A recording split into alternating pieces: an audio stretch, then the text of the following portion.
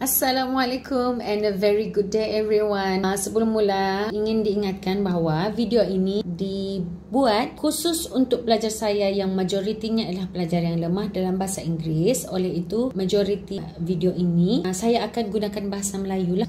Okay, whenever macam contohnya kita ada aktiviti bercakap dalam kelas kan? Macam Okay, Muhammad, what do you think about this? What is your opinion on this topic? and he would say No English. gitu je, ataupun malah kita menunggu setengah jam kita menunggu dia bercakap. Sejak dia teacher, aku nak boleh bercakap. Itulah topik kita pada hari ini. I cannot speak in English.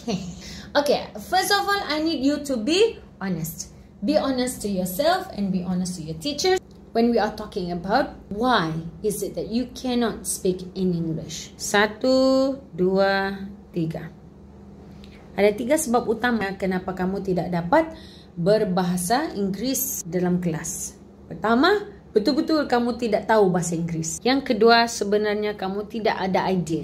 Okay, bukannya kamu tidak tahu bahasa Inggeris, kamu tahu sebenarnya, tapi kamu terlalu malas kan, kamu terus cakap, no English. Macam ni lah.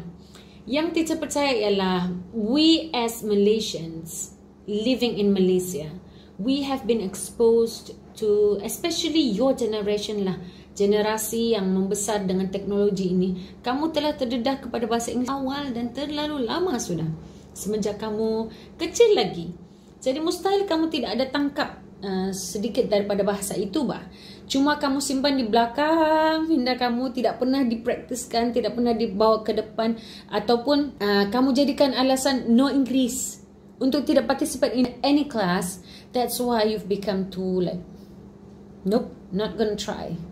Dia macam gitu je. Yang ketiga ialah, are you nervous or are you anxious? I think we go to that first lah, okay? Untuk pelajar-pelajar yang mengatakan mereka nervous ataupun anxious, sangat-sangat sampai tidak mampu untuk bercakap di dalam kelas, what I want you to do is to differentiate between normal anxiety and abnormal anxiety. Okay, ada banyak sebenarnya artikel online yang boleh bantu kamu untuk belajar pisahkan antara normal anxiety dengan abnormal anxiety. Sebab kalau orang tidak ada nervousness ataupun anxiety, tidak ada perasaan anxious, itu adalah satu perkara yang tidak baik untuk kita sebagai manusia sebenarnya. Sebab bila kita tidak anxious ataupun nervous, kita tidak akan ada satu sistem dalam badan kita yang menyediakan kita untuk berhadapan dengan challenge. Okay, jadi it is very important for you to be nervous, to be anxious about something, so that it will help your mind to prepare itself to say, okay, kita harus belajar, kita harus bersedia hadapi cabaran itu. Tetapi ada certain people memang menghadapi masalah anxiety yang sudah tidak normal. Ada saya terbaca macam kalau sehingga ia mengganggu kehidupan seharian kamu, macam tidak boleh tidur, tidak sakit perut, itu memerlukan kajian yang lebih dalam lah. Maybe need some expert help, bantuan orang-orang pakar. Tapi teacher harap kamu tidak jadikan itu sebagai alasan untuk berhenti berusaha. Cuba cari penyebab kenapa kamu anxious atau kenapa kamu terlalu nervous. Adakah kamu mempunyai self-worth yang rendah kerana childhood trauma yang mungkin mendidik kamu negative perception of your own self kah, sampai kamu terlalu anxious apabila berhadapan dengan satu task, especially speaking task. Jadi itu adalah perkara lain. I won't be speaking too much on that for today. I've been speaking too much on it today. Never mind. Okay, jadi itu teacher put aside first. Yang pentingnya ialah kamu jangan jadikan itu sebagai satu penghalang kamu daripada mencuba untuk menjadi lebih baik dalam bertutur.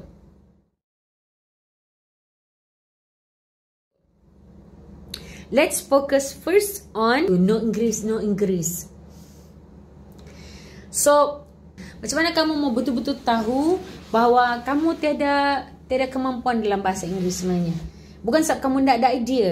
Cikgu, aku ada idea sebenarnya. Aku ada banyak idea. Tapi sebab terpaksa cakap bahasa Inggeris, terus aku tak ada idea sudah. Tanya diri kamu, can you express your ideas in bahasa? Saya bagi kamu kebebasan lah untuk bercakap dalam bahasa Melayu. Okey, cuba terangkan kamu punya pendapat.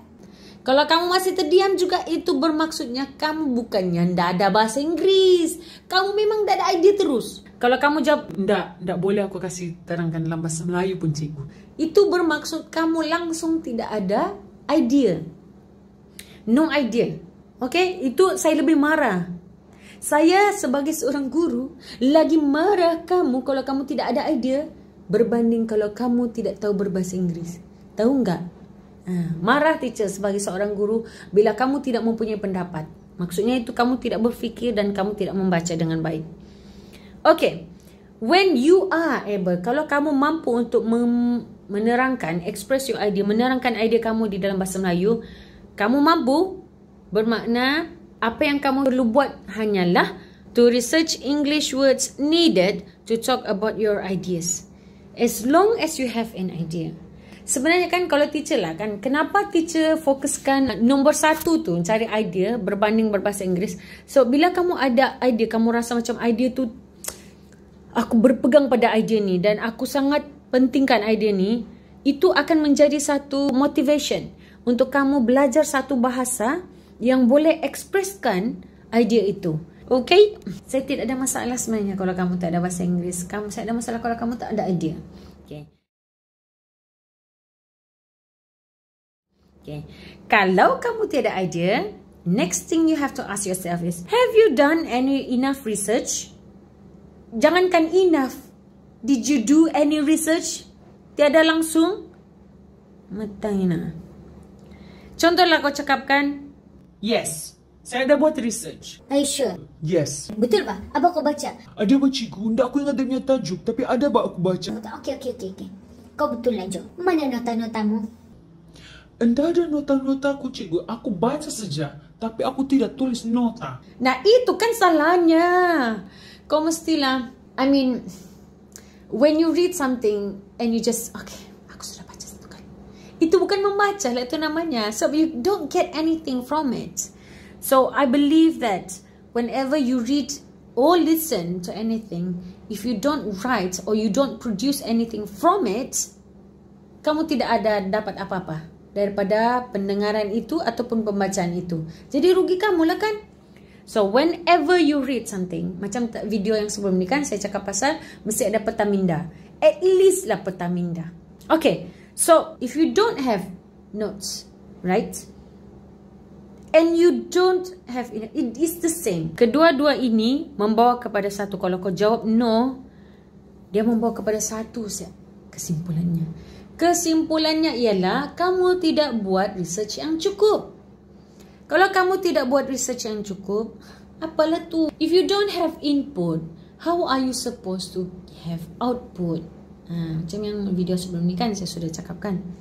Jadi poinnya ialah research lah, bah. Tolonglah do your research. Do your research. Don't lie to yourself lah. Jangan cakap kau sudah membaca. Jangan cakap kau no English. Poinnya kau tak nak membaca. Okay. How is your notes design? Saya ada letak 3 nota di sini ya. Satu saja yang saya rasa saya mau promote, yang saya mau nasihatkanlah kepada semua pelajar, yang nota kamu itu sepatutnya lebih kepada non-linear text. Okay, the two things here I want to highlight is, kalau kamu rewrite the exact words that you take from books ataupun articles kah, artikel yang kamu, contoh yang kamu pilih artikel tu di internet kan, dan kamu ada jumpa certain words kan, kamu rewrite saja balik ke dalam kamu punya buku dan anggap itu sebagai nota. That is not a good way for you to take notes. Itu bukan satu cara yang baik, teknik yang baik dalam mengambil nota. Dia tidak membantu kamu memahami sangat. Okay, the second one is, kalau kamu highlight saja, kamu ambil lah highlighter, dia highlight lah semua. Highlight. Tiada guna sebenarnya. Highlighting all the words kan doesn't make you understand it even more. No. It's not just me who said this. Even experts in the field of learning ataupun how the brain works, dorang lah yang ajar teacher cakap macam highlighting words in your textbook doesn't mean you are learning. Tidak membantu pun kamu dalam pembelajaran kamu. Jadi itulah serta alir untuk memahami kenapa diri kamu sebagai seorang student of the English language, why you cannot speak. Harap-harap yang memberi satu gambaran lah untuk diri kamu supaya kamu boleh muhasabah diri. Fikirkan kenapa kamu berada di dalam level kamu sekarang dan bagaimana untuk improve daripada sini. Itu saja, jumpa lagi di video lain. Okay, bye.